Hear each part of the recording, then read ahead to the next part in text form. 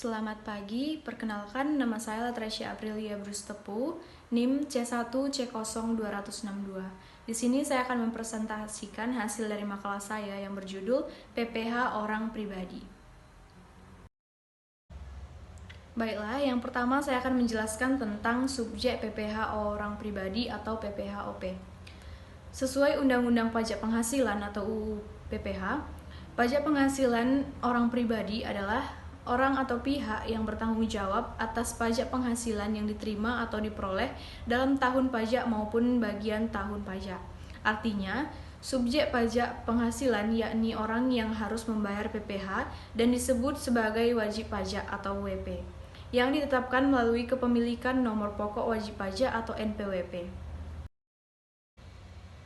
Dan subjek pajak penghasilan orang pribadi atau PPH-OP ini terbagi menjadi dua jenis, yaitu yang pertama subjek pajak penghasilan orang pribadi dalam negeri, yaitu merujuk pada Undang-Undang Cipta Kerja Nomor 11 Tahun 2020.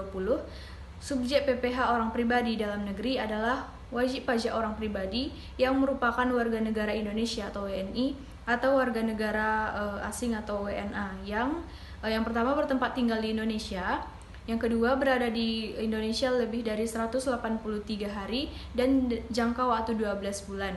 Yang ketiga yaitu atau dalam suatu tahun pajak berada di Indonesia dan mempunyai niat untuk bertempat tinggal di Indonesia.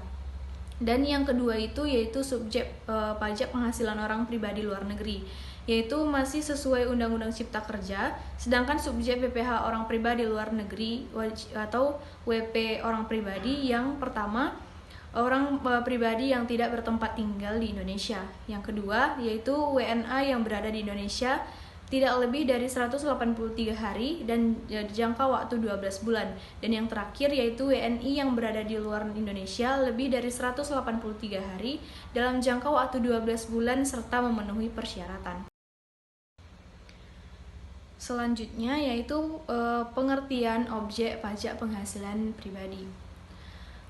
Objek pajak penghasilan orang pribadi atau penghasilan yang merupakan setiap tambahan kemampuan ekonomis yang diterima atau diperoleh orang pribadi, baik berasal dari Indonesia maupun di luar Indonesia, yang dapat dipakai untuk konsumsi atau menambah kekayaan yang bersangkutan dengan nama dan dalam bentuk apapun. Selanjutnya yaitu jenis-jenis objek pajak penghasilan orang pribadi. Merujuk pasal 4 ayat 1 Undang-Undang PPH nomor 36 tahun 2008, berikut jenis-jenis objek PPH orang pribadi. Ada 4. Yang pertama yaitu penghasilan dari pekerjaan.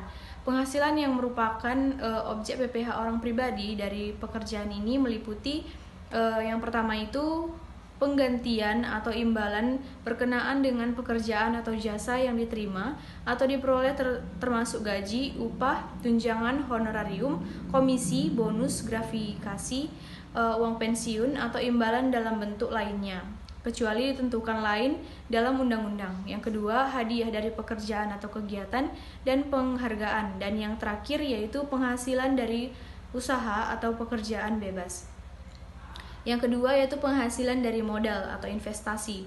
Penghasilan dari modal atau investasi yang merupakan objek pajak penghasilan orang pribadi atau PPH orang pribadi diantaranya itu yang pertama yaitu keuntungan karena penjualan atau karena penghasilan atau pengalihan harta.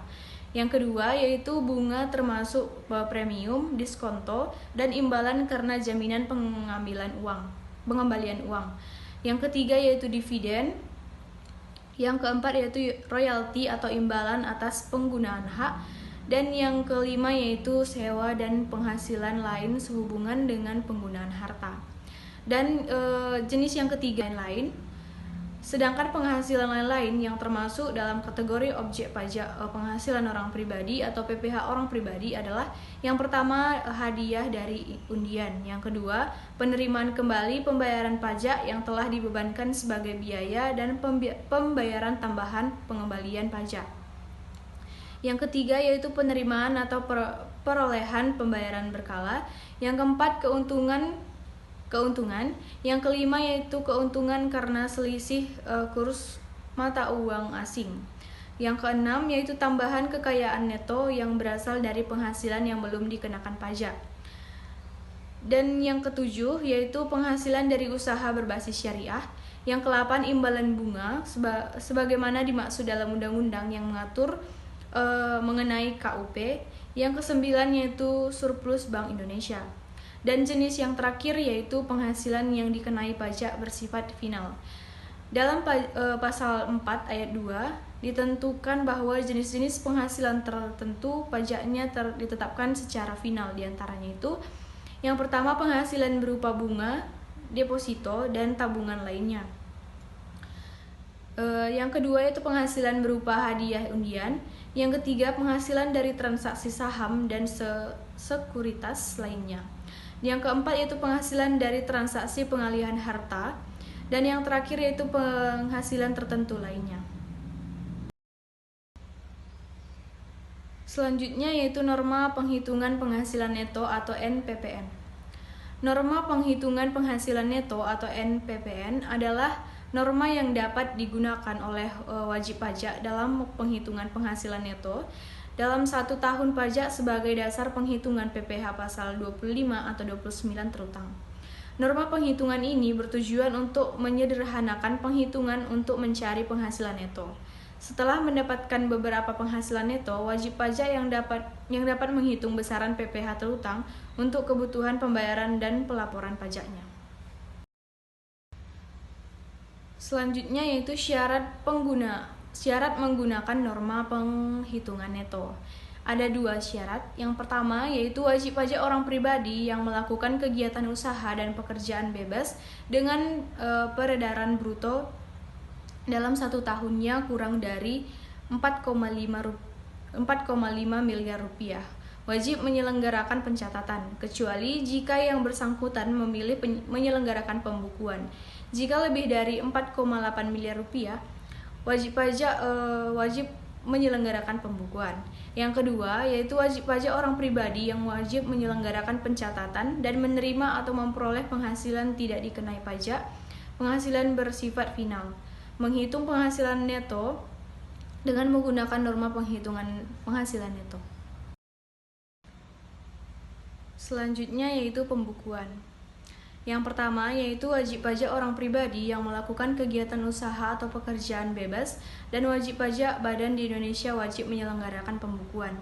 Yang kedua yaitu wajib pajak yang dikecualikan dari kewajiban menyelenggarakan pembukuan sebagaimana dimaksud pada ayat 1, tetapi wajib melakukan pencatatan adalah wajib pajak orang pribadi yang melakukan kegiatan usaha atau pekerjaan bebas yang sesuai dengan ketentuan peraturan perundang-undangan perpajakan diperbolehkan menghitung penghasilan neto dengan menggunakan norma penghitungan penghasilan neto dan wajib pajak orang pribadi yang tidak melakukan kegiatan usaha atau pekerjaan bebas. Yang ketiga yaitu pembukuan atau pencatatan tersebut harus diselenggarakan dengan memperhatikan iktikat baik dan mencerminkan keadaan atau kegiatan usaha yang sebenarnya. Yang keempat yaitu pembukuan atau pencatatan harus diselenggarakan di Indonesia dengan menggunakan huruf Latin, angka Arab, satuan mata uang rupiah dan disusun dalam bahasa Indonesia atau dalam bahasa asing yang diizinkan oleh Menteri Keuangan. Yang kelima yaitu pembukuan diselenggarakan dengan prinsip taat asas dan dengan stelsel akrual atau stelsel kas. Yang keenam yaitu perubahan tertentu metode pembukuan dan atau tahun buku harus mendapat persetujuan dari Direktur Jenderal Pajak. Yang ketujuh yaitu pembukuan sekurang-kurangnya terdiri atas catatan mengenai harta, kewajiban, modal, penghasilan dan biaya, serta penjualan dan pembelian sehingga dapat dihitung besarnya pajak yang terutang. Yang ke-8 yaitu pembukuan dengan menggunakan bahasa asing dan mata uang selain rupiah dapat diselenggarakan oleh wajib pajak setelah mendapat izin dari Menteri Keuangan.